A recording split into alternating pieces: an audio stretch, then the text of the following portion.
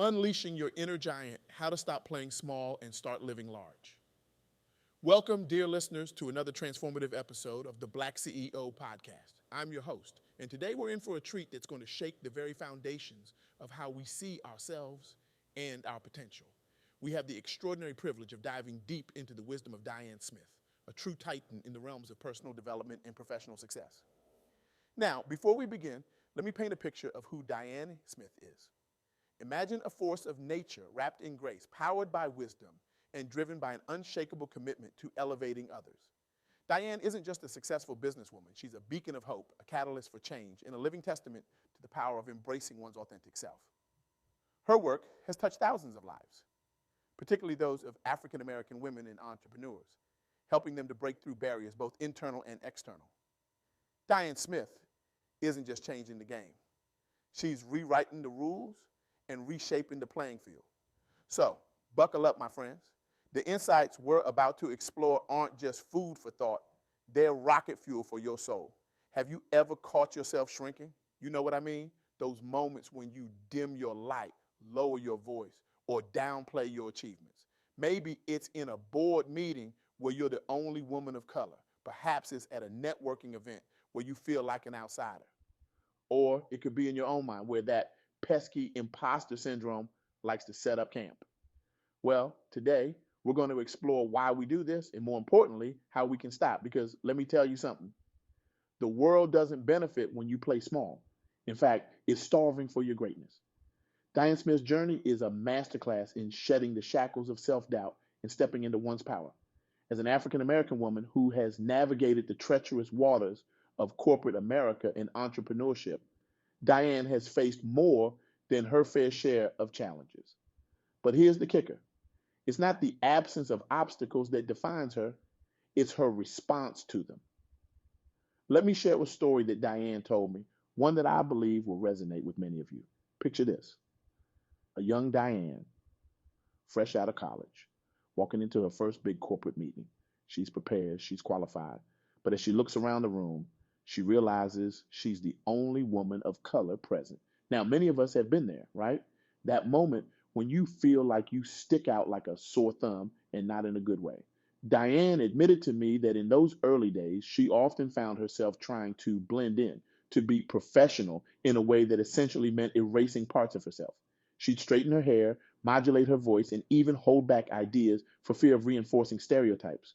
But here's where Diane's story takes a turn that we can all learn from. One day, she had an epiphany. She realized that by trying to blend in, she was actually blending out, fading into the background and robbing her company and colleagues of the unique perspective she brought to the table. This, my friends, is where the magic happens. Diane made a conscious decision to stop playing small. She embraced her natural hair, she spoke up with her authentic voice, and she started sharing her ideas with confidence. And you know what? The world responded. Now, I can almost hear some of you thinking, that's great for Diane, but my situation is different. And you're right, your journey is unique. But the principles, they're universal. Let's break it down. Diane emphasizes that how we see ourselves shapes how the world sees us. It's not just about confidence, it's about recognizing our inherent worth and refusing to let anyone or anything diminish it. This isn't some woo-woo feel-good fluff. This is about understanding your value proposition as a human being. Think about it. When you walk into a room fully owning who you are, it changes the energy. People respond differently. Opportunities present themselves. It's like you're sending out a signal to the universe saying, I'm here, I'm valuable, and I'm ready. But let's be real, this isn't always easy. In fact, it can be downright terrifying. Diane talks about developing what she calls an unshakable core. This is your internal foundation, built on self-love, self-acceptance, and a deep understanding of your worth. Now, I can see some of you squirming in your seats. Self-love, self-acceptance. For many of us, especially women, and even more so for women of color, these concepts can feel foreign, even selfish. We've been conditioned to put others first, to be humble to the point of self-erasure. But here's the truth bomb Diane dropped on me. Taking up space with your authentic self isn't selfish. It's necessary. It's necessary for your growth, for the growth of those around you, and for the advancement of our communities.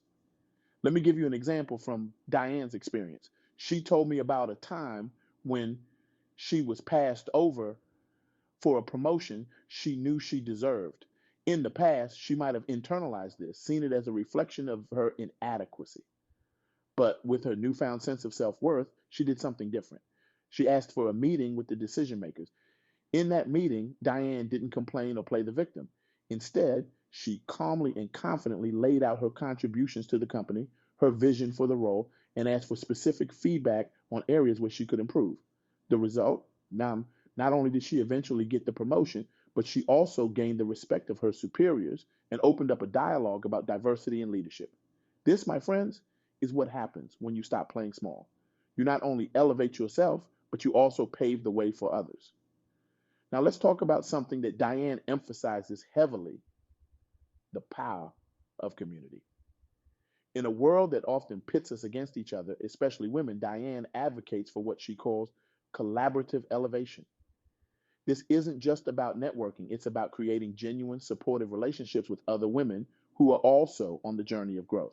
Diane shared a beautiful analogy with me. She said, think of yourself as a tree. Your roots are your values. Your trunk is your core self, and your branches are your aspirations. Now, imagine a forest of such trees. When they grow close together, they create an ecosystem. They share nutrients, they protect each other from harsh winds, and together they create something greater than any single tree could be on its own. This idea of a supportive community isn't just feel-good advice, it's backed by research.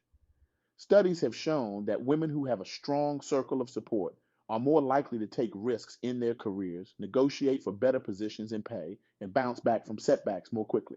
But here's the catch: building this community requires vulnerability. It requires you to step out from behind the mask of "I've got it all together" and be real about your struggles and fears.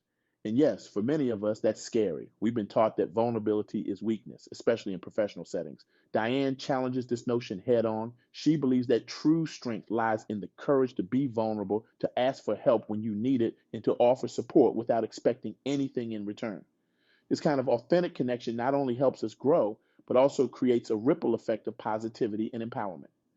Now, for my Christian sisters out there, Diane has some special wisdom to share. She talks about what she calls holy audacity. This is the courage to step out in faith, to pursue big dreams, and to use our voices even when it feels uncomfortable. It's about recognizing that we are divinely equipped for the challenges we face and the goals we seek to achieve. Diane draws parallels between embracing one's light and living out one's faith. Just as we're called to be a light in the world, she encourages us to let our professional and personal light shine brightly.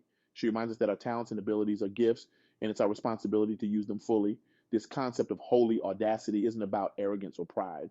It's about understanding that when we shrink ourselves, we're not just doing a disservice to ourselves, but we're also not fully honoring the gifts we've been given.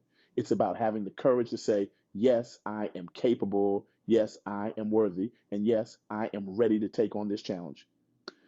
Diane shared a powerful moment from her own journey with this concept. She was considering starting her own business, something that seemed impossibly daunting. She was plagued with doubts and fears, but in a moment of prayer and reflection, she felt a profound sense of peace and purpose. She realized that her desire to create this business wasn't just about personal success, it was about creating opportunities for others, about being a light in her industry. With this realization, she stepped out in faith. Was it easy? Absolutely not.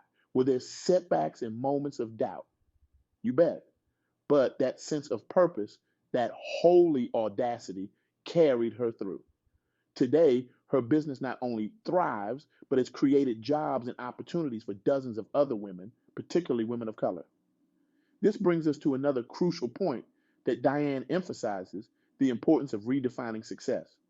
Too often, we measure success by external markers, job titles, salary, material possessions, but Diane challenges us to think deeper. What if success was measured by the impact we have on others, by the doors we open for those coming behind us, by the way we change the narrative around what leadership looks like? Diane's approach to leadership is both refreshing and revolutionary. She advocates for a style that is both strong and nurturing. In a world that often pressures women in leadership positions to adopt traditionally masculine traits, Diane challenges this notion. She believes that true power lies in embracing our feminine strengths: empathy, intuition, and collaborative spirit, while also being assertive and decisive. This balanced approach to leadership not only allows us to be more authentic, but also creates more inclusive and innovative work environments. Diane shared how, in her own career, this leadership style has allowed her to build high performing teams and foster cultures of creativity and mutual respect. But let's be real, this journey isn't always smooth sailing. There will be setbacks, criticism, and moments of doubt. So, how do we handle these challenges without falling back into the habit of playing small? Diane's advice is both practical and profound. She encourages us to view challenges as opportunities for growth rather than insurmountable obstacles. When faced with criticism, she suggests a three-step approach. Listen for any valid feedback, discard what isn't helpful, and use the experience to fuel your determination. She shared a personal story that illustrates this beautifully. Early in her entrepreneurial journey, Diane pitched her business idea to a group of investors. The response was harsh. One investor told her outright that her idea would never work, that she didn't have what it takes to succeed in business. Now, the old Diane might have internalized this criticism, might have let it confirm her worst fears about herself, but instead she took a step back. She looked at the feedback objectively. Were there valid points about her business plan that she could improve? Yes, and she took notes on those. But the personal attacks, the doubts about her capabilities based on nothing but prejudice, those she discarded. Not only did she not let this experience defeat her, but she also used it as fuel.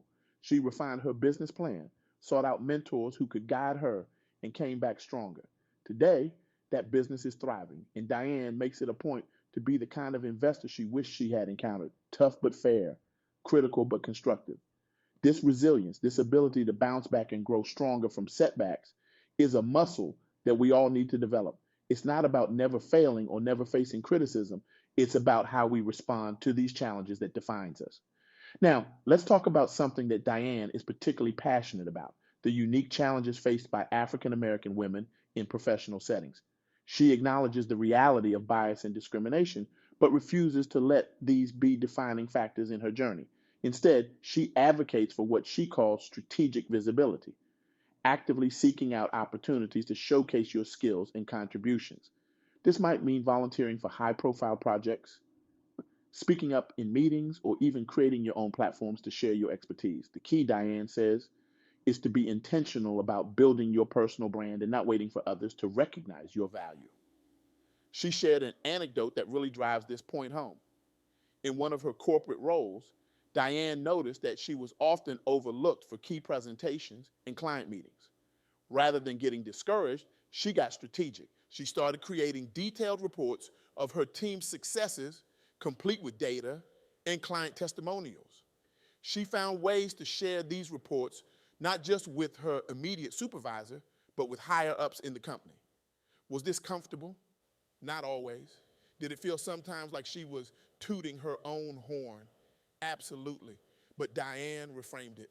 She wasn't just promoting herself, she was making sure that the contributions of her entire team, often overlooked, were being recognized.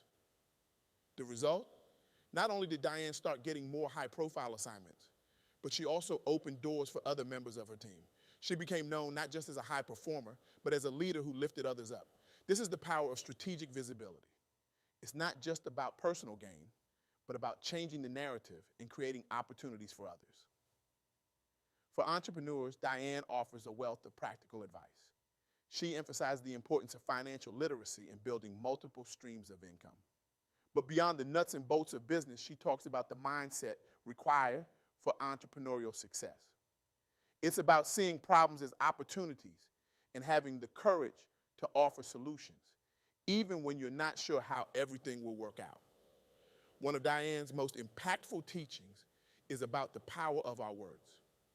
She believes that the way we talk to ourselves and about ourselves shapes our reality. She encourages us to be mindful of our self-talk and to practice speaking life into our dreams and aspirations. This isn't just positive thinking. It's about aligning our words with our goals and creating a narrative of success. Diane also touches on the importance of work-life balance, especially for women who often juggle multiple roles. She advocates for what she calls intentional living, being clear about your priorities and making choices that align with your values and goals. This might mean saying no to opportunities that don't serve your bigger picture, or carving out non-negotiable time for self-care and personal relationships. A particularly inspiring aspect of Diane's philosophy is her emphasis on legacy. She encourages us to think beyond our immediate goals and consider the impact we want to have on future generations. This long-term perspective can be a powerful motivator, especially when we face short-term challenges. As we near the end of our time together, I want to highlight one of Diane's most powerful messages: the importance of celebrating our wins, no matter how small. Too often, we rush from one goal to the next without pausing to acknowledge our progress. Diane encourages us to create rituals of celebration, to share our successes with our support network, and to use these moments as fuel for our next challenges. So, where does this leave us? What's the call to action? Here it is, plain and simple. Stop playing small. Start living large, not just for yourself, but for all those who will come after you, who will see in you what is possible. I challenge you right here, right now, to identify one area in your life where you've been dimming your light. Maybe it's in your career where you've been hesitant to go for that promotion. Maybe it's in your personal life, or where you've been putting your dreams on hold. Or maybe it's in your community where you've been holding back from taking on a leadership role. Whatever it is, I want you to make a commitment to step into your power, to embrace your authentic self, to use your voice. And I don't just mean a silent commitment to yourself. I want you to declare it, write it down, share it with someone who will hold you accountable. Remember, when you step into your greatness, you give others permission to do the same. Your courage becomes contagious. Your success creates ripples that can turn into waves of change.